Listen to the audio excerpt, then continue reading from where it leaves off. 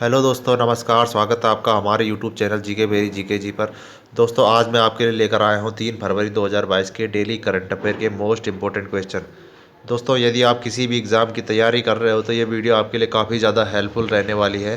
दोस्तों, यदि आपने हमारे इस चैनल को सब्सक्राइब नहीं किया तो इसे सब्सक्राइब कर दीजिए और हमारे बेल आइकन को भी प्रेस कर दीजिए, जिससे कि हमारा नोटिफिकेशन आप तक सबसे पहले पहुंच सके। तो चलिए दोस्तों, शुरू करते हैं आज के पहले क्वेश्चन से। आज का पहला क्वेश्चन है हमारा, हाल ही में किसने प्रतिष्ठित the world games athletes of the year 2021 का अवार्ड जीता है? तो इसका सही आंसर है दोस्तों option B, P R Sreejesh. तो पी आर श्रीजेश ने the world games athlete of the year 2021 का अवार्ड जीत लिया है दोस्तों। तो इस क्वेश्चन के की पॉइंट के देख लेते हैं दोस्तों। टोक्यो पैरा ओलंपिक में कांस्य पदक जीतने वाले भारतीय पुरुष हॉकी टीम का हिस्सा रहे पी आर श्रीजेश ने प्रतिष्ठित the world games athlete of the year का अवार्ड 2021 जीत लिया है दोस्तों। श्रीजेश यह पुरस्कार हासिल करने वाले दूसरे हॉकी खिलाड़ी बन गए हैं।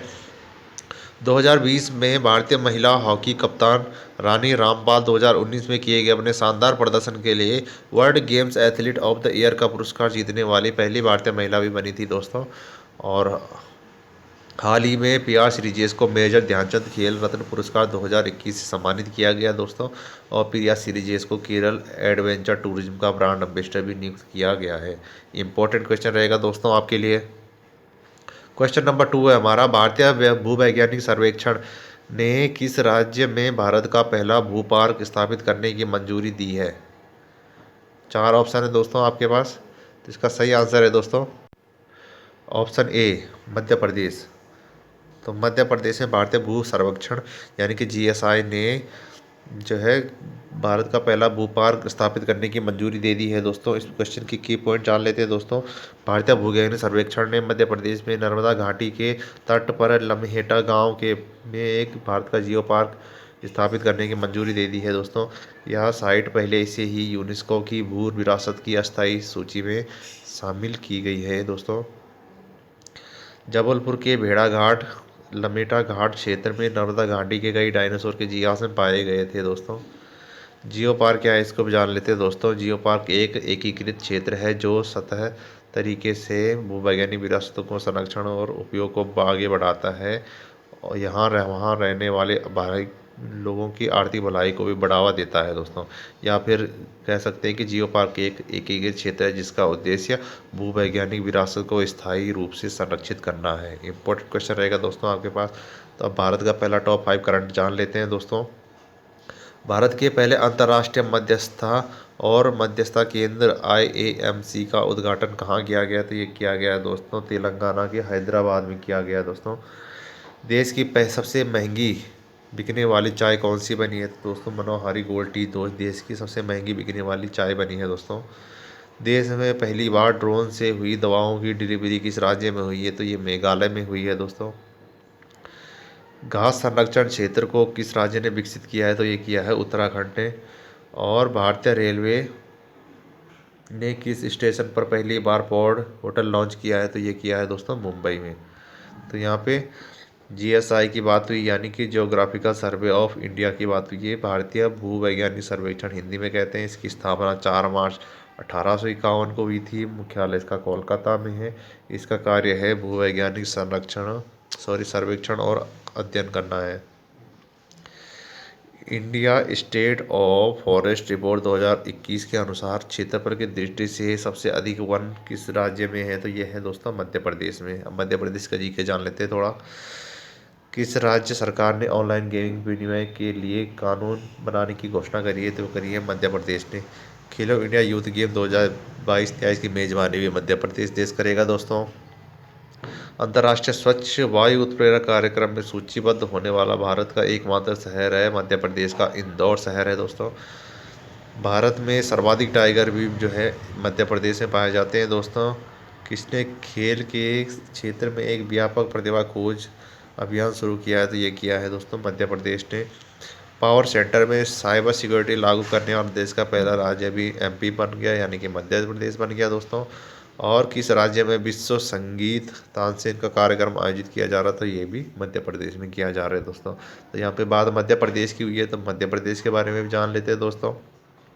जिसका गठन 1 नवंबर 1956 को हुआ था और इसी से 1 नवंबर 2000 को छत्तीसगढ़ अलग राज्य बना था दोस्तों। इसकी राजधानी भोपाल है। मुख्यमंत्री शिवराज सिंह चौहान है। राज्यपाल इसके मगन भाई छगन भाई पटेल है, मंगू भाई छगन भाई पटेल सॉरी। विधानसभा सीट है 230, लोकसभा सीट है 19 और राज्यसभा सीट है 11। प्रमुख नदियाँ इसकी नर्मदा हो गई, चंबल, सोन, बेतवा, तवा, ताप्ती, सिंधु, केन, क्षिप्रा, माही, बेन, गंगा, पार्वती और वर्धा इसकी प्रमुख नदियाँ हैं दोस्तों। प्रमुख नेशनल पार्क भी हैं इसके दोस्तों, जान लेते हैं इनको भी। कान्हा किसली राष्ट्रीय उद्यान है, बांधवगढ़ राष्ट्रीय उद्यान है, पन्ना राष्ट्रीय उद्यान है, सतपुड़ा राष्ट्रीय उद्यान है, पेंच राष्ट्रीय उद्यान है, कूनो राष्ट्रीय उद्यान है और भी हैं दोस्तों, जैसे बोरी, रालामंडल, नारादीही, रातापानी, गंगा और करेरा राष्ट्रीय उद्यान। ये सभी जो है मध्य प्रदेश में स्थित है दोस्तों। इम्पोर्टेंट क्वेश्चन रहेगा दोस्तों आपके लिए। क्वेश्चन नंबर 3 को जान लेते हैं दोस्तों। हाल ही में किस राज्य सरकार ने एपी सेवा पोर्टल लॉन्च किया है? तो ये किया है दोस्तों आंध्र प्रदेश ने। आंध्र प्रदेश ने एपी से सेवा पोर्टल लॉन्च किया है दोस्तों 2.0। आंध्र प्रदेश फलों का सबसे बड़ा उत्पादक राज्य भी है और भाषा के गठित होने वाला पहला राज्य भी आंध्र प्रदेश बना है, जिसने जगन्नाथ विद्या देवा योजना भी शुरू की है हाल ही में दोस्तों। और पहला ऑनलाइन निष्ठा कार्यक्रम का शुभारंभ भी वो आंध्र प्रदेश ने किया है दोस्तों। आंध्र प्रदेश के बारे में जान लेते हैं। इसकी राजधानी जो है अमरावती है। इसका गठन हुआ था 1 अक्टूबर 1953 को हुआ था। जिला इसके 13 हैं और मुख्यमंत्री इसके वाई.एस. जगनमोहन रेड्डी हैं। राज्यपाल हैं विश्वभूषण हरिचंदन जी। मुख्य न्यायाधीश इसके प्रशांत कुमार मिश्रा जी। हाई कोर्ट भी इसका अमरावती में है दोस्तों, जो कि देश का 25वां हाई कोर्ट बना था दोस्तों और अंतिम हाई कोर्ट भी यही बना था देश का। इसकी निर्वाचित लोकसभा सीट है इसकी 25 है, राज्यसभा सीट 11 और विधानसभा सीट है 175 और इसमें विधान परिषद की सीटें भी हैं जो कि 58 है। इसके राज्य के चिन्ह की बात कर लेते हैं दोस्तों। तो राजकीय पशु है इसका काला हिरन, राजकीय पक्षी है रामचिलुका, राजकीय वृक्ष है नीम, राजकीय फूल चमेली, राजकीय खेल कबड्डी, शास्त्रीय नृत्य है इसका कुचिपुड़ी, लोक नृत्य है इसका घंटम दाला, कुम्मी, छिड़ी और सिद्धि माधुरी। राष्ट्रीय उद्यान, दो फेमस राष्ट्रीय उद्यान है दोस्तों इसके, वेंकटेश्वर राष्ट्रीय उद्यान और पापीकोंडा राष्ट्रीय उद्यान। प्रसिद्ध बांध है इसके श्री साइलम बांध और बसवा सागर बांध जो कि कृष्णा नदी पर है। जनजातियाँ इसकी चेंचूस, कौडस, सवारा तथा गदवा। इम्पोर्टेंट क्वेश्चन रहेगा दोस्तों आपके लिए। दोस्तों यदि आपको हमारी वीडियो काफ़ी हेल्पफुल लग रही है तो इसको सब्सक्राइब, लाइक और कमेंट करना ना भूलें दोस्तों, और ज़रूर बताइए कैसी लग रही है हमारी वीडियो। क्वेश्चन नंबर 4 है हमारा, संसद में बजट 2022-23 किसने पेश किया है? तो ये किया है दोस्तों हमारे वित्त मंत्री निर्मला सीतारमण जी ने किया है। क्वेश्चन को बाद जान लेते हैं। संसद में कितनी बार पेपरलेस बजट पेश किया गया है? तो ये 2 बार किया गया है दोस्तों, एक पिछले साल और एक अब यानी कि 2021 और 2022 में। और बजट 2022 जो है ये 2022-23 के लिए, वित्तीय 2022-23 वर्ष के लिए घोषित हुआ है दोस्तों, पेश हुआ है। संविधान के किस अनुच्छेद में बजट शब्द का प्रयोग हुआ था? संविधान के किसी भी अनुच्छेद में जो है बजट शब्द का प्रयोग नहीं हुआ है। और संविधान में बजट शब्द की जगह जो क्या है, वार्षिक वित्तीय विवरण का उल्लेख किया गया है दोस्तों, जो कि अनुच्छेद 112 में किया गया है। लगातार चौथी बार बजट पेश करने वाली पहली वित्त मंत्री भी निर्मला सीतारमण जी बन गई है दोस्तों। स्वतंत्र भारत का पहला बजट जो है R.K. षणमुगम सेठी जी ने पेश किया था। इम्पोर्टेंट क्वेश्चन है दोस्तों और काफ़ी बार पूछा भी गया है दोस्तों। और बजट शब्द का अर्थ होता है दोस्तों चमड़े का थैला। बजट 2022-23 में केंद्रीय वित्त मंत्री निर्मला सीतारमण ने कहा कि भारत की विकास दर 9.27% रहने का अनुमान है दोस्तों। वित्त मंत्री निर्मला सीतारमण ने वर्चुअल डिजिटल एसेट्स यानी क्रिप्टो करेंसी और NFT से होने वाली आय पर 30% की दर से इनकम टैक्स लगाने का ऐलान किया है दोस्तों। वित्त मंत्री ने कहा कि रक्षा के क्षेत्र में बजट का 68% हिस्सा भारतीय कंपनियों के लिए सुरक्षित होगा। इम्पोर्टेंट क्वेश्चन है दोस्तों। आज का क्वेश्चन नंबर 5 है दोस्तों हमारा, 1 फरवरी 2022 को भारतीय तटरक्षक बल ने अपना कौन सा स्थापना दिवस मनाया है? तो इसका सही आंसर है दोस्तों ऑप्शन बी 46वां। तो 1 फरवरी 2022 को भारतीय तटरक्षक बल ने अपना 46वां स्थापना दिवस मनाया है। जो कि 1 फरवरी 2022 को बनाया गया है। इसे औपचारिक रूप से 1 फरवरी 1977 को स्थापित किया गया था दोस्तों। 1978 में भारतीय तटरक्षक बल के पास केवल जो है 7 सतही प्लेटफॉर्म थे, लेकिन अभी इसके पास 158 जहाज और 70 विमान है दोस्तों।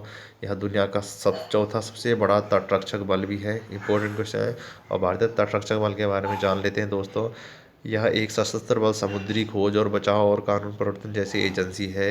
यह रक्षा मंत्रालय के तहत काम करता है, जिसका मुख्यालय दिल्ली में है दोस्तों। बी एस पठानिया ने भारतीय तटरक्षक बल के 24वें महानिदेशक बने हैं दोस्तों। इंपॉर्टेंट क्वेश्चन है दोस्तों। क्वेश्चन नंबर 6 है हमारा, हाल ही में रक्षा मंत्रालय ने किस योजना के तहत दवाओं की होम डिलीवरी शुरू करी है दोस्तों। तो इसका सही आंसर है दोस्तों ऑप्शन बी, सेहत योजना के तहत। तो सेहत योजना के तहत रक्षा मंत्रालय ने दवाओं की होम डिलीवरी शुरू कर दी है दोस्तों। इस योजना में सेहत से तात्पर्य स्वास्थ्य और टेलीमेडिसिन के लिए सामाजिक प्रयास यानी कि social adventure for health and telemedicine यानी कि सेहत है। इस अर्थात इसके अंतर्गत एक ही प्लान के तहत पूरे परिवार का बीमा किया जाता है। इंपॉर्टेंट क्वेश्चन रहेगा दोस्तों। यह योजना प्रधानमंत्री जन आरोग्य योजना यानी कि PMJY के साथ मिलकर काम करेगी दोस्तों। सेहत स्टे होम OPD एक मरीज से डॉक्टर की प्रणाली है, जहां रोगी अपने स्मार्टफोन, लैपटॉप हो या डेस्कटॉप या टैबलेट का उपयोग करके इंटरनेट के माध्यम से दूर से डॉक्टर से परामर्श कर सकता है दोस्तों। और परामर्श एक ही समय वीडियो, ऑडियो और चैट के माध्यम से हो सकता है दोस्तों, जिसका उद्देश्य मरीजों को उनके घरों में के आराम से गुणवत्तापूर्ण स्वास्थ्य सेवाएं प्रदान करना है दोस्तों। इंपॉर्टेंट क्वेश्चन है दोस्तों। वर्तमान में रक्षा मंत्री राजनाथ सिंह है दोस्तों। रक्षा मंत्रालय की स्थापना हुई थी 15 अगस्त 1947 को। ये काफ़ी इंपॉर्टेंट क्वेश्चन है दोस्तों, और ये भी काफ़ी बार एग्जाम में पूछा गया कि भारत के पहले रक्षा मंत्री कौन थे। ये थे बलदेव सिंह जी, और भारत के वर्तमान में सचिव हैं अजय कुमार जी। इंपॉर्टेंट क्वेश्चन रहेगा दोस्तों आपके लिए। चलिए नेक्स्ट क्वेश्चन की तरफ बढ़ते हैं। क्वेश्चन नंबर 7 हमारा, हाल ही में एंटोनियो कोस्टा कहाँ के दोबारा प्रधानमंत्री बने हैं। इसका सही आंसर है दोस्तों ऑप्शन ए, पुर्तगाल के।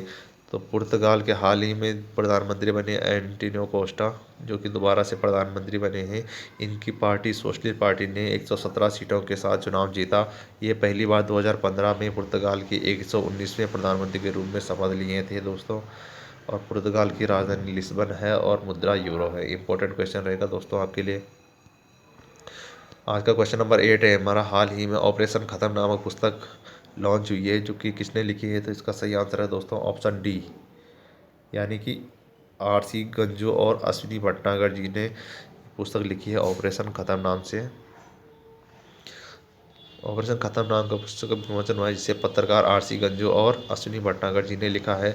यह किताब के बारे में जान लेते हैं कि यह किताब में क्या है। तो इस किताब में जम्मू कश्मीर पुलिस के स्पेशल ऑपरेशंस ग्रुप के ऑपरेशन पर आधारित है, जिसमें जम्मू कश्मीर के लिबरेशन फ्रंट JKLF के 22 आतंकवादी मारे गए थे। इस पर आधारित ये किताब है दोस्तों। तो इम्पोर्टेंट बुक्स को जान लेते हैं दोस्तों, जो कि काफ़ी बार एग्जाम में पूछी भी गई है। आग का दरिया पुस्तक लिखी है खरतुल एन हैदर जी ने।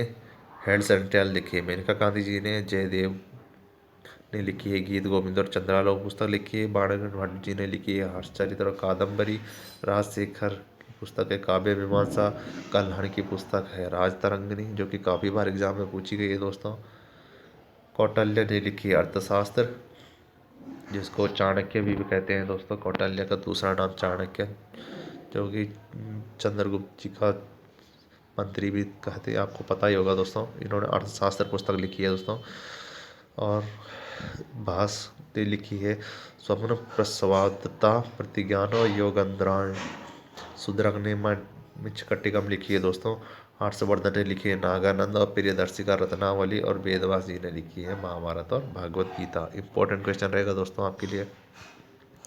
क्वेश्चन नंबर 9 है, विश्व उपेक्षित उष्ण कटिबंधीय रोग दिवस कब मनाया गया है। तो ये मनाया गया है दोस्तों 30 जनवरी 2022 को ये दिवस मनाया गया है दोस्तों। 30 जनवरी को विश्व उपेक्षित उष्ण कटिबंधीय रोग दिवस के रूप में मनाया गया है दोस्तों। इस साल में 2022 में तीसरा विश्व उपेक्षित उष्ण कटिबंधीय रोग दिवस मनाया गया दोस्तों। उपेक्षित उष्णकटिबंधीय रोगों के प्रति जागरूकता बढ़ाने के लिए यह दिवस मनाया जाता है दोस्तों। और इस दिवस की थीम है जो कि काफ़ी इम्पोर्टेंट हो सकती है दोस्तों, पूछा जा सकता है आपको कि उष्णकटिबंधीय दिवस की थीम क्या है जो कि 30 जनवरी को मनाई गई है। तो इसका सही आंसर है दोस्तों, achieving health equity to end the neglect of poverty related disease. Important question रहेगा दोस्तों आपके लिए। क्वेश्चन नंबर 10 है और आज का हमारा अंतिम क्वेश्चन है दोस्तों। हाल ही में भारत और किस देश ने नई दिल्ली में यूएनएससी के मुद्दों पर विचार विमर्श किया है? इसका सही आंसर है दोस्तों ऑप्शन सी, रूस। तो रूस ने वाडा की रिपोर्ट के अनुसार डोपिंग विरोधी नियमों का उल्लंघन में भी रूस शीर्ष पर है दोस्तों। इंट्रा एक्सरसाइज भी रूस ने करी है दोस्तों। माउंट अल्ब्रुस यूरोप का सबसे ऊंचा पहाड़ रूस में ही है दोस्तों। बैकाल झील और उरल के पहाड़ भी रूस में ही है दोस्तों। एलेक्सी नवल्नी सखारोव पुरस्कार भी रूस को ही मिला है दोस्तों। जर्कन मिसाइल का सफलतापूर्वक परीक्षण भी रूस ने किया है दोस्तों। और भारत का राजदूत रूस में कौन है दोस्तों? डीवी वेंकटेश्वरम वर्मा जी हैं दोस्तों। इंपॉर्टेंट क्वेश्चन रहेगा दोस्तों आपके लिए। तो दोस्तों आपको हमारी सीरीज़ कैसी लगी कमेंट करके बताएं ज़रूर, और अच्छी लगी तो सब्सक्राइब, लाइक और शेयर ज़रूर करिए दोस्तों। धन्यवाद दोस्तों।